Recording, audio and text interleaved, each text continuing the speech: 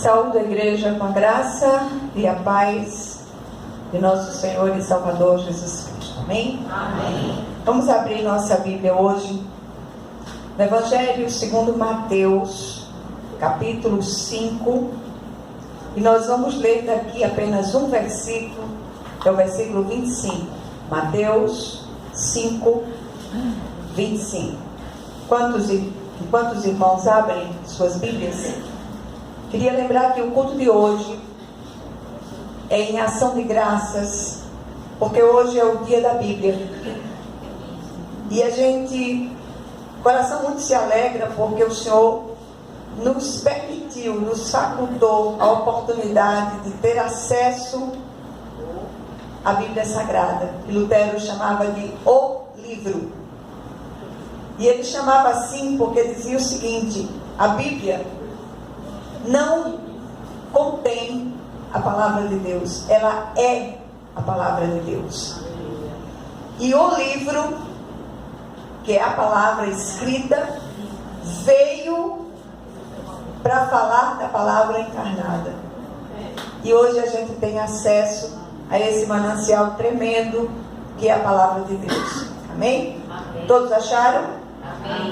Glória a Deus. Então, diz assim a palavra do Senhor: entra em acordo sem demora com o teu adversário, enquanto estás com ele a caminho, para que o adversário não te entregue ao juiz, o juiz ao oficial de justiça, e sejas recolhido à prisão. Amém? Amém. Vamos orar mais uma vez. Querido Deus e Pai, vem trazer luz de entendimento celestial a essa palavra, vem nos ajudar a entregá-la, vem nos ajudar a recebê-la, e que o Senhor possa abrir o nosso entendimento, de modo que nós possamos compreender aquilo que o Senhor deseja ministrar a cada um de nós no dia de hoje, em nome de Jesus. Amém? Amém. Meus amados, o versículo citado está no contexto geral do Sermão do Monte. E mais especificamente aqui, quando Jesus fala a respeito do homicídio. E ele faz um contraste entre o que fora dito aos antigos e aquilo que está sendo ministrado por ele na nova aliança. E quando nós olhamos atentamente para o texto, à luz do Espírito Santo, perceberemos que o Senhor nos instrui sobre a religiosidade de aparência dos dias antigos e o verdadeiro relacionamento que nós precisamos ter com Ele. Nunca foi tão necessário que esse relacionamento com Cristo seja estreitado, que a gente saia da religiosidade de exterioridades e passe a viver esse relacionamento vivo que transforma vidas e que pode mudar histórias. As nossas palavras não convencem o Senhor. São os atos concretos que testificam das mudanças interiores. Não é o sermão pregado apenas, mas é o sermão vivido. Ou nós vivemos o sermão, ou fecha a Bíblia e vai cuidar de outra coisa. O texto aqui traz uma instrução dada por Jesus, que à primeira vista nos parece estranha. Como a gente vai compreender isso? Veja só. Primeiro, ele ordena que sem demora entremos em acordo com o nosso adversário, que pretende nos levar ao tribunal. Olha que coisa séria. E aí eu vou ler novamente, mas na linguagem da NVI, que diz assim: entre em acordo depressa com seu adversário, que pretende levá-lo ao tribunal. Segunda coisa, ele ordena que esse acordo seja feito depressa, enquanto estamos indo no caminho. Faça isso enquanto ainda estiver com ele no caminho. em terceiro lugar, ele diz ainda que se não houver acordo com aquele adversário, ele poderá nos entregar ao juiz, e este é o oficial de justiça ou o guarda, e seremos lançados na prisão. Aí o texto diz assim: pois caso contrário, ele poderá entregá-lo ao juiz, e o juiz ao guarda, e você poderá ser julgado na prisão. Como é que a gente vai entender isso? Nesses dias, uma amada irmã me trouxe este versículo que havia emergido do seu coração de uma maneira recorrente. E ela queria uma direção de Deus para aquilo, né? Queria entender. Ela recebeu como a direção de Deus, mas ela não estava compreendendo aquilo que o Espírito desejava ministrar. Ela leu e releu e nada lhe vinha à mente em relação ao versículo. E aí eu comecei então a orar por isso. Estou lendo nesses dias, pelas publicações é fácil descobrir o que eu estou lendo. Eu tenho lido o Sermão do Monte todo, lido e relido, e o livro de Provérbios como meditação, insistindo inclusive para que a comunidade faça de Provérbios o seu devocional. E aí eu comecei, à semelhança de Moisés, como diz Lutero, a bater nessa rocha até que dele brotasse água e descedentasse.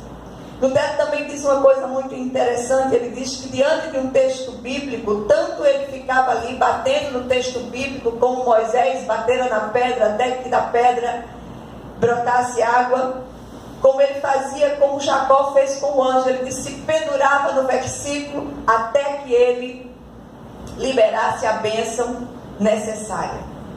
E ali o texto começou a trazer, o Senhor começou a trazer luz, porque ler a palavra de Deus demanda tempo, oração paciente, até que consigamos compreender aquilo que o Espírito de Deus deseja ministrar a nós. Às vezes uma palavra que você já leu tantas vezes, de repente ela emerge do texto, ela salta aos seus olhos, o Senhor ilumina aquele texto e você consegue compreender aquilo que tanto tempo você lia e não conseguia. A palavra já nos foi revelada, mas precisamos deixar que a luz do céu entre em nossos olhos, para que nós possamos compreender a revelação. Sem a luz do céu não há revelação. Hoje é um dia em que nós vamos participar da ceia do Senhor. É um dia em que nós paramos também para refletir acerca da nossa própria caminhada com Cristo.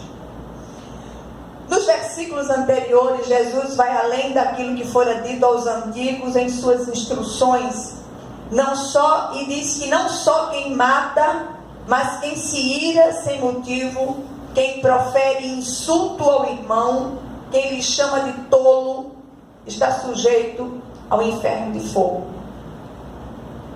Ele diz, se você olhar para alguém com a intenção impura, você já adulterou com esse alguém. Então a gente imagina que a graça é muito mais exigente que a lei. A graça fala de interioridade, enquanto a lei era aquelas coisas exteriores. Os fariseus e mestres da lei daqueles dias, eles ao jejuarem, desfiguravam o rosto, desgrenhavam os cabelos, para que as pessoas vissem que eles eram piedosos e estavam jejuando. Jesus disse, eu porém vos digo, lava teu rosto, unge a cabeça com óleo, para que não possa parecer que você está jejuando. É algo entre você e seu Pai Celestial. Então, meus amados, se fizermos a nossa oferta, se formos fazer a nossa oferta, escuta isso aqui, e nos lembrarmos que o nosso irmão tem algo contra nós, devemos deixar perante o altar a nossa oferta e ir e nos reconciliar com o nosso irmão, e só então voltar e fazer a nossa oferta. Ele não está dizendo se nós tivermos alguma coisa contra o irmão, é se ele tiver contra nós. irmão que vai desmantelar da cabeça, ele vai morrer dizendo que tem. Mas a gente também tem que discernir isso. Notemos que aqui ele não fala do fato de nós termos algo contra alguém. É alguém ter algo contra... Como é que eu posso controlar isso? Mas o Senhor está nos dando a instrução, né? Então o que é que a gente vê? Ou seja, a exigência é maior aqui. Para que isso aconteça, é preciso que a gente resista ao orgulho, vença o orgulho, e a nossa carne, ela vai reclamar, ela vai tentar de todas as maneiras fazer com que nós não possamos dar aquele passo de fé ordenado pelo Cristo. Há 3 adversários que se opõem a nós, presta atenção: o mundo, o diabo e a carne. Como é que eles agem? O mundo oferece o leque enorme para que a gente peque, para que a gente caia. O diabo estimula, sobretudo com aquele jargão que ele ama usar. Isso não tem nada demais. Todo mundo faz, por que você não pode fazer? Mas é a carne que clama pelo pecado. É ela que se torna o pior dos 3. E ela é quem dá o mote para a ação dos outros 2. Eles formam uma trindade maligna, trabalham em unidade e se alimentam com aquilo que nós lhes oferecemos. Olha que coisa séria. E aí, quais são as lições desse texto? O que é que a gente aprende aqui? Primeira coisa, voltemos ao versículo mencionado no início. Ele manda que entremos em acordo com o nosso adversário sem demora, enquanto estamos com ele no caminho, para que ele não nos entregue ao juiz e este ao oficial de justiça e sejamos recolhidos à prisão. Eu queria só fazer um adendo aqui, que eu me lembrei de que em Gálatas 5, versículos de 19 a 21, o apóstolo Paulo lista as obras da carne, aquela grande dispensa do adversário. É ali que ele vai buscar alimento. Então, que caminho é esse, que adversário é esse aos quais o Senhor se refere aqui? O caminho é Ele próprio. Lembremos que ele fala aos futuros crentes da nova aliança, os que estarão andando nele. E quanto ao adversário, trata-se do nosso pior inimigo, a nossa carne. A nossa velha carne pecaminosa que insiste em violar o querer de Deus. O Senhor Jesus, na sequência, diz: se o seu olho direito o fizer pecar, arranque-o e lance-o fora. É melhor perder uma parte do seu corpo do que ser todo ele lançado no inferno. E se a sua mão direita o fizer pecar, corte-a e lance-a fora. É melhor perder uma parte do seu corpo do que ir todo ele para o inferno. O Senhor está mandando aqui, não está dizendo que literalmente você corte a mão, pelo amor de Deus. Hoje as pessoas entendem tudo tão errado que chega a dar medo. Não vai sair daqui arrancando o olho, arrancando mão, arrancando o pé. O Senhor está dizendo para você matar a carne de fome naquela área específica. E quando Paulo lista as obras da carne, ele traz prostituição, impureza, lascívia, idolatria, impurezas, discórdias, dissensões, invejas, bebedices, glutonarias e coisas semelhantes a essas. Quais são as coisas pelas quais a sua carne tem clamado? Descubra, e você vai descobrir seu verdadeiro adversário, seu maior adversário. E o Senhor termina, através do apóstolo Paulo, dizendo nesse texto de Gálatas, que os que essas coisas praticam não herdarão a vida eterna. Olha que coisa séria. Então, meus amados, terceiro lugar, santificação progressiva é ato contínuo. Não cessa enquanto nós estivermos andando no caminho até chegarmos à presença do Supremo Juiz. É sério demais. Hoje eu vi uma notícia de uma página chamada Gospel Prime, que um sujeito se dizendo pastor, apóstolo, sei lá, ele começou a trazer palavras imprecatórias, palavras de maldição sobre uma ovelha que não queria contribuir com o valor que ele disse. Jesus amado, socorro. Eu estava conversando com o pastor Malta hoje. Eu disse: Senhor, venha-se embora, homem. Maranata, ora vem, Senhor Jesus. Porque eu nunca vi tanta coisa desmantelada como nós temos visto nesses dias. Santificação não cessa. Nossa vereda precisa ir se tornando cada vez mais luminosa até ser dia perfeito. Do contrário, nosso maior adversário vai conseguir seu intento. Sabe qual é? Nos levar para a prisão. Que o Senhor nos conceda graça, discernimento, revelação aos nossos olhos. Traga discernimento e revelação aos nossos olhos, para que nós possamos compreender todas essas coisas e vencer o nosso pior adversário enquanto estamos andando com Ele no caminho. Que o Senhor, Ele aplique essa porção da palavra aos nossos corações de modo vivo, em nome de Jesus. Amém?